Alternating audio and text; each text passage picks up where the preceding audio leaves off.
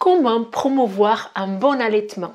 Je suis Rita de la chaîne Ayurnatur, la chaîne où je vous parle d'Ayurveda et de naturopathie. Et dans la séquence des vidéos sur la grossesse, allaitement, etc., parce que je suis enceinte de mon deuxième bébé, je vous fais cette vidéo sur l'allaitement, comment est-ce qu'on peut le promouvoir. Donc ça fait partie des peurs que certaines mamans peuvent avoir, c'est de ne pas réussir à allaiter son enfant. Ça, c'était une peur que, par exemple, moi j'avais pour mon premier enfant, parce que ma mère, elle n'a pas pu allaiter, etc. Donc là, je vais vous donner quelques astuces pour mener à bien votre allaitement tout en le préparant pendant la grossesse et dans les premiers jours suite à l'accouchement. Alors, la première chose à prendre en compte, c'est que l'allaitement, en fait, en Ayurveda, on va comprendre que ce fluide qui est le lait qui sort des mamelons de la maman, c'est un upadhatu, c'est un sudhatu, c'est un sous-tissu, ok, pour ceux que l'Ayurveda ça parle pas. Moi j'explique les choses toujours en Ayurveda et naturopathie. Donc par l'anatomie physiologie en Ayurveda, on étudie 7 tissus, ok, qui vont s'imbriquer en fait, qui vont fonctionner ensemble. Mais normalement un des tissus, les tissus ça s'appelle les dhatu, et chaque tissu va donner l'origine à un autre. Donc il y a un tissu qui est le premier, qui est Rasadhatu, qui nous vient par la nourriture, ok? On a la qualité de ces tissus dépend de la qualité de notre alimentation, de notre hydratation, ok? Si on va voir l'Ayurveda dans un sens large, c'est aussi une alimentation en sens large, c'est aussi nos pensées, nos émotions, etc. Mais en tout cas, l'alimentation et l'hydratation et aussi tout ce qu'on peut recevoir de l'extérieur, ça va composer notre Rasadhatu, que quand on traduit vers le français, ça pourrait donner juste le plasma. Mais bon, le plasma, c'est une traduction qui limite un peu ce que ça veut dire exactement Rasadhatu. Peu importe. Donc on a ce tissu, après on en a d'autres tissus, on ne va pas en parler, mais ce tissu, il a 2 sous-tissus. Un, c'est Artava, c'est les menstruations. Et un deuxième, c'est l'allaitement. Ok? Et donc, qu'est-ce qui se passe? C'est que si notre jase, si notre tissu nourricier, en fait, celui qui va nourrir tout notre corps, il est insuffisant, il ne va pas être efficace, il ne va pas pouvoir nourrir ces sous-tissus, si on peut dire comme ça. Ok? Un exemple, un des sous-tissus de jase, c'est la menstruation. Donc, on voit par exemple, on observe chez les filles qui sont anorexiques, qui développent un problème d'anorexie, qu'elles soient nerveuses ou physiologiques, donc elles sont extrêmement amaigries, donc il manque beaucoup de nutrition. Au bout d'un moment, elles n'ont pas de règles. Okay?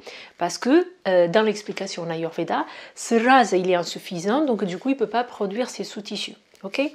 Donc la première chose, c'est de comprendre que tout au long de la grossesse, pour que notre allaitement, c'est-à-dire le deuxième sous-tissu de jase, il puisse fonctionner, donc pour que vous puissiez produire du lait, il faut avoir un jase qui est suffisant.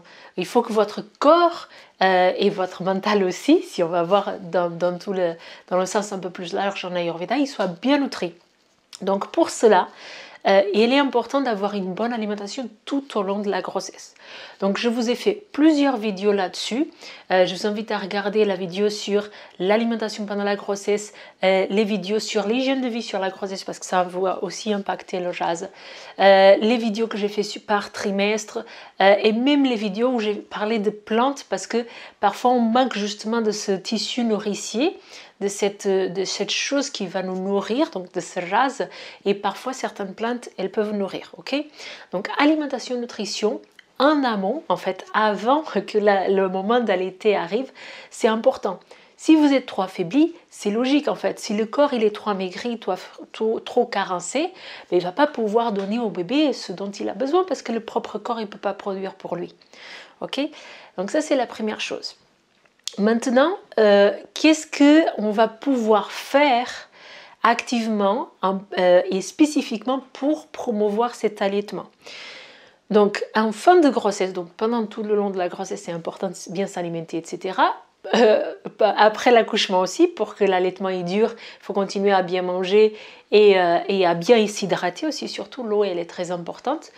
Mais il y a des plantes, il y a des choses qu'on peut faire pour promouvoir cet allaitement juste en fin de grossesse. Ok, donc par exemple pendant le 8e mois, le fait de stimuler, je vous ai déjà dit dans vidéo précédente, le fait de stimuler vos mamelons, ça va pouvoir stimuler, selon la compréhension en Ayurveda en tout cas, cette arrivée du lait en fait. C'est surtout préparer physiologiquement en fait les mamelons. Donc il y a des femmes qui ont des mamelons qui sont plus sortis, donc plus prêts entre guillemets pour l'allaitement, d'autres moins. Donc l'idée c'est de sortir vraiment, d'essayer de sortir un petit peu ces mamelons et de les stimuler en fait. Ça c'est fait de la stimulation.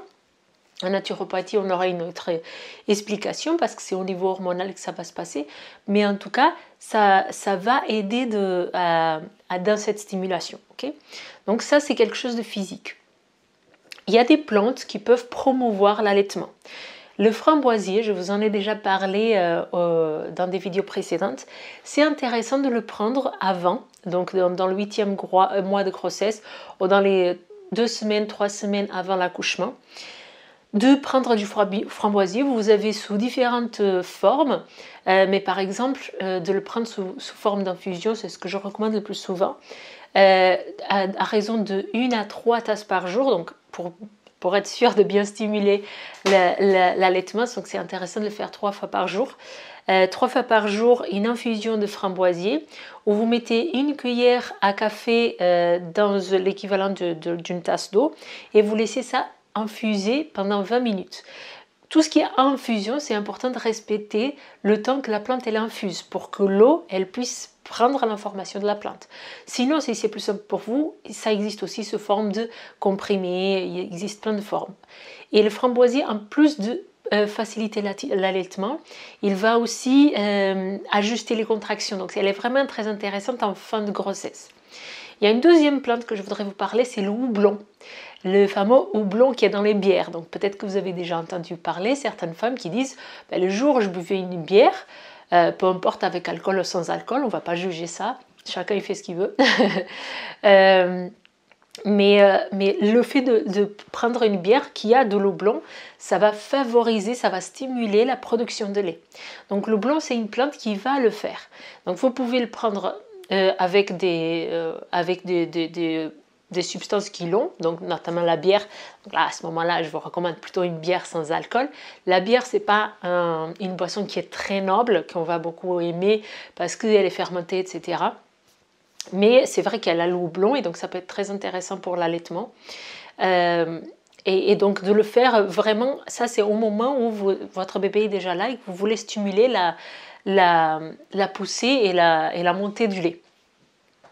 Donc le houblon, vous pouvez aussi l'acheter sous forme de comprimé. En pharmacie, vous allez trouver ça. Ou sur internet, vous le commandez sur des laboratoires qui sont un peu plus naturels. Et vous allez trouver du houblon sous forme de comprimé que vous pouvez prendre. Donc par exemple, le jour où les contractions commencent, que vous voyez que vous allez accoucher tout de suite. Enfin tout de suite, c'est parfois plus long pour certaines. C'était mon cas pour le premier, mais bon... ça va arriver, quoi. Ça va arriver, donc vous pouvez commencer à prendre le houblon, par exemple. Et après, la troisième chose, le troisième acte qui va vraiment faciliter cet allaitement, c'est le pot à pot. Donc on en parle beaucoup, les médecins, les sages-femmes, ils reviennent sur ça.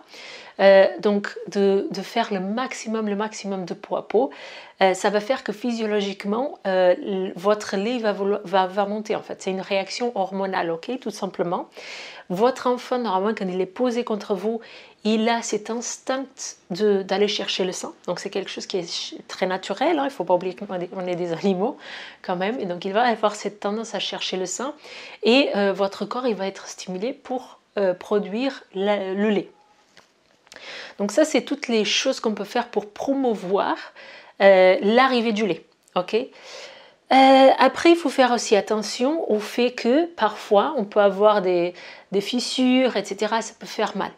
Donc, dans le cadre de l'allaitement, il est important aussi de faire attention à ne pas avoir trop mal. Je vous ferai peut-être, j'allais parler maintenant, mais pour que la vidéo ne soit pas trop longue, je vous ferai une autre vidéo où je vais vous parler de ces choses-là qu'on peut faire au niveau naturel si on commence à avoir mal au niveau des seins. J'espère que cette vidéo vous a plu. Si les termes en Ayurveda sont trop flous, vous avez des articles, vous avez des informations, un quiz qui vous permet de connaître un petit peu pas à pas qu'est-ce que c'est l'Ayurveda si ça vous intéresse. Sinon, j'espère que vous avez compris les lignes générales. Je vous dis à très bientôt pour la prochaine vidéo.